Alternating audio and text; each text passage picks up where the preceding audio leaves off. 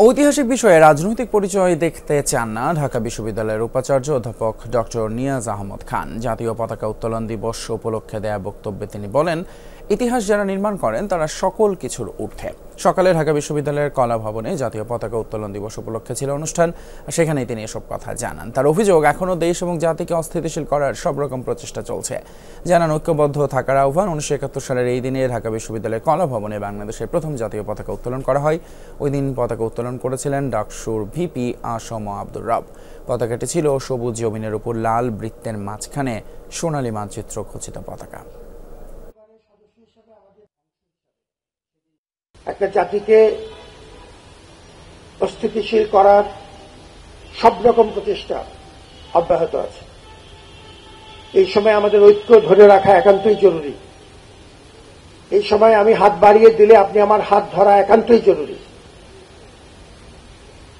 এই জাতীয় উদ্যোগগুলো আমাদেরকে ঐক্যবদ্ধ করে। এই জাতীয় উদ্যোগগুলো স্মরণ করিয়ে দেয় যে আমার অনেক সীমাবদ্ধতা আছে।